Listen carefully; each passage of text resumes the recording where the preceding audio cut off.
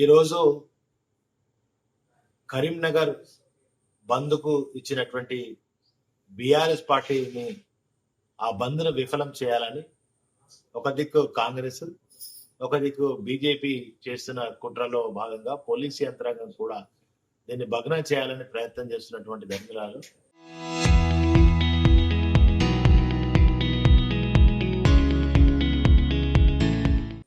అసలు ఈ బంద్ ఎందుకు చేయవలసి వచ్చింది?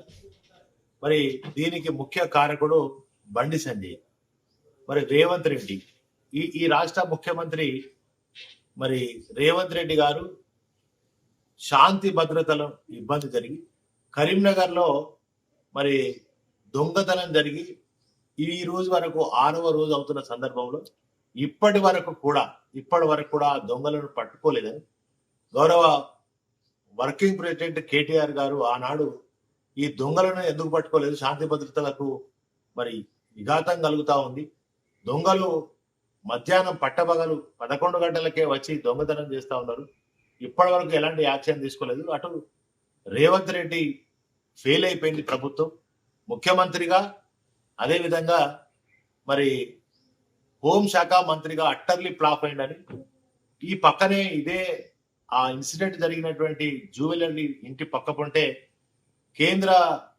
హోంశాఖ సహాయక శాఖ మంత్రి ఉంటాడని, దీన్ని వెంటనే బాధ్యత వహించాలని అన్న కేటీఆర్ గారిని, ఆయన కేటీఆర్ గారి పుట్టుక గురించి మాట్లాడినటువంటి మరి బండి సంజయ్ నిజంగా చాలా దారుణమైనటువంటి మాటలు మాట్లాడి కరీంనగర్ జిల్లాలో ఉన్నటువంటి కరీంనగర్ జిల్లా చరిత్రలో కనీ విని ఎరగని రీతిలో ఎప్పుడు జరగనటువంటి ఈ హింసాయుతమైనటువంటి దాడులకు పాల్పడ్డది బండి సంజయ్. ఇవాళ ఒక హోంశాఖ మంత్రి శాంతి భద్రతలను కాపాడాల్సినటువంటి హోంశాఖ బండి సంజయ్ మంత్రి గారు మరి ఇవాళ ఆయన దేవటి కరీంనగర్ అల్లకల్లోలమై ఇవాళ చాలా ఇబ్బందులు తలెత్తే పరిస్థితి జరుగుతా ఉంది. ఇదే కరీంనగర్ జిల్లా తెలంగాణ రాష్ట్రం ఏర్పడ్డ తర్వాత మరి కేసీఆర్ గారి నాయకత్వంలో మా చొప్పదండి పోలీస్ స్టేషన్ కి 3 సార్ల అవార్డ్స్ వచ్చినాయి. అంటే అంత శాంతి భద్రతలు, బ్రహ్మాండమైనటువంటి క్రైమ్ రేటు తగ్గించి ఎక్కడ కూడా క్రైమ్ జరగకుండా అద్భుతమైనటువంటి రీతిలో మరి తెలంగాణ రోల్ మోడల్ పాలన తెలంగాణలో మరి సాగింది. అంటే అది కేసీఆర్ గారి పరిపాలనా దక్షత. ఇవాళ రేవంత్ రెడ్డి వచ్చిన ఈ 2.5 ఏళ్లలో క్రైమ్ రేట్ విపరీతంగా పెరిగింది. ఈ యొక్క శాంతి భద్రతలు పూర్తిగా విఘాతమైపోయి, పూర్తిగా పట్టపగలే దొంగతనాలు, పట్టపగలే గన్ కల్చర్ వచ్చి మరి తుపాకులు పట్టుకొని నడి రోడ్డు మీద తిరిగేటువంటి ఒక గలీజ్ కల్చర్ ఇవాళ తెలంగాణలో వచ్చిందంటే అది రేవంత్ రెడ్డి గారి ముఖ్యమంత్రి, హోంశాఖ మంత్రి వైఫల్యం. ఆయన వెంటనే మరి రాజీనామా చేయాలి. ఎందుకు చెప్తున్నా ఇంతగా అంటే గతంలో ఎప్పుడు కూడా నా చిన్నతనంలో చూస్తున్న కరీంనగర్లో ఇలాంటి సంఘటనలు నేను ఎప్పుడు కూడా చూడలేదు. ఇవాళ మరి స్వచ్ఛందంగా కరీంనగర్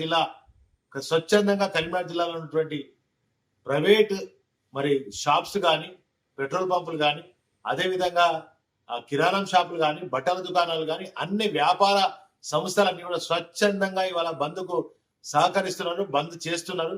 మరి ఇవాళ మీరు ఎన్ని అడ్డంకులు సృష్టించినా, ఎన్ని విఘాతాలు సృష్టించినా, మీరు పోలీసులను పెట్టి ఎన్ని రకాల అరెస్టులు చేపించినా కూడా ఈ బంద్ అనేది 100% సక్సెస్ అవుతుంది. అలా సక్సెస్ అయింది.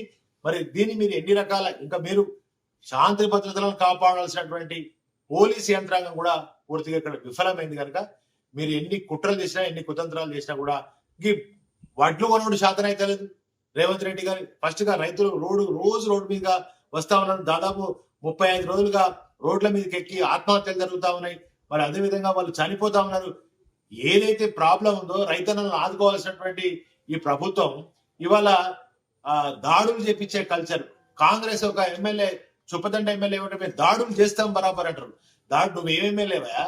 నువ్వు ఎమ్మెల్యేవా? అసలు ప్రజలు నిన్ను ఎట్లా కల్పించారు? అసలు నువ్వు ఇవాళ శాంతి భద్రతలు చెప్పాల్సినటువంటి బాధ్యత గల ఒక ఎమ్మెల్యే, ఒక బాధ్యత గల హోంశాఖ మంత్రి ఇవాళ మీరు చేపట్టి ఇవాళ కరీంనగర్ జిల్లాకే ఒక మచ్చు, ఒక చీకటి దినంగా ఇవాళ భావించేటువంటి పరిస్థితి మీ ద్వారా దాపురించిందని చెప్పి తెలియజేసి ఇలాంటి చర్యలకు భవిష్యత్తులో గురి కాకుండా చూసుకోవాల్సినటువంటి బాధ్యత గల మరి మంత్రుల మీద, ముఖ్యమంత్రి మీద, ఎమ్మెల్యేల మీద ఉంటుంది. మీరే దాడులు చేస్తాం, బరాబర్ దాడులు చేస్తాం, ఎట్లా బంద్ చేస్తారో చూద్దాం అని అంటే మరి మీరే ఒక రౌడీ లాగా గుండాలాగా వ్యవహరిస్తున్నారు కనుక వెంటనే మీ పద్ధతిని మార్చుకోవాలని చెప్పి నేను బీఆర్ఎస్ పార్టీ పక్షాన డిమాండ్ చేస్తూ, మీరు ఎన్ని కుట్రలు చేసినా, నేను వెళ్తున్నటువంటి సందర్భంలో పోలీసులు నన్ను అరెస్ట్ చేసి వాళ్ళ హౌస్ అరెస్ట్ చేసినటువంటి సందర్భం అయినా మా నాయకులందరూ వందలాది మందిగా అక్కడ ఉన్నారు. తప్పకుండా బంద్ ను సక్సెస్ చేస్తాను. అదేవిధంగా ఇవాళ బంద్కు సహకరించినటువంటి ప్రతి ఒక్కరు కూడా నా ధన్యవాదాలు తెలియజేస్తాను.